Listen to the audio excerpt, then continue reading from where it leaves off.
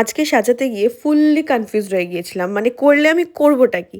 প্রথমেই রিকোকে আর মা-বাপিকে টাটা করে বেরিয়ে গিয়েছিলাম। আজ অনেকদিন পর একটু সাজুগুজু করে গিয়েছিলাম। কারণ আজকে আমার সন্ধ্যাবেলা ছিল বিয়েবাড়ি মানে সৌভিকদার বৌভাত। আচ্ছা এখানে ছোট্ট করে বলে দিই আমাদের নেক্সট বেসিক টু অ্যাডভান্স মেকআপের ক্লাস স্টার্ট হচ্ছে এপ্রিল থেকে এবং নেক্সট বেসিক টু অ্যাডভান্স নেইলের ক্লাস কিন্তু স্টার্ট হচ্ছে এপ্রিল থেকেই। তো যারা চাইছো সিট বুকিং কিন্তু ওপেন আছে, অলরেডি সিট বুকিং স্টার্ট হয়ে গেছে।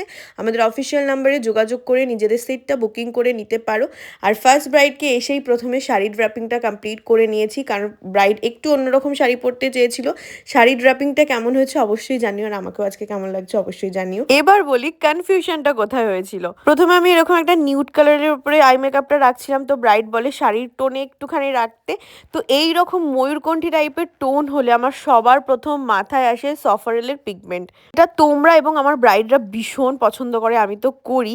তো ব্রাইড তখন কনফিউজ হয়ে যায় যে এটা কি আমাকে ভালো লাগছে। আমি তখনও আয়না দেখিয়ে বলি যে আমি কি নিউড করে দেবো, বাট লিপস্টিকটা একদমই নিউড রাখতে বলেছিল। বাট বাড়ির সবার পছন্দ ছিল হালকা একটু dark. But bride lipstick change করবে না, হেয়ার স্টাইল এরকমই রাখবে। তো আমি ভেবেছিলাম একটু হালকা লাইন্স করবো, বাট এই হেয়ার স্টাইলটা আমি দেখলাম ব্রাইডকে ভীষণ ভালো মানাচ্ছে।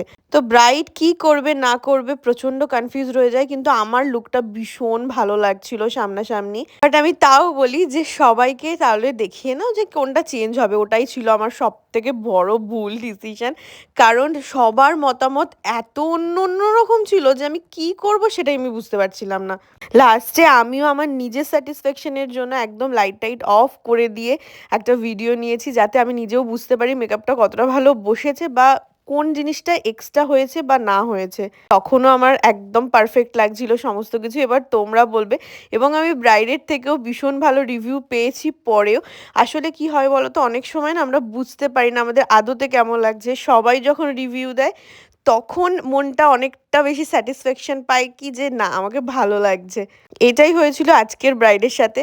বাকি ব্রাইডকে ভীষণ ভালো লাগছে, ব্রাইড ভীষণ মিষ্টি দেখতে।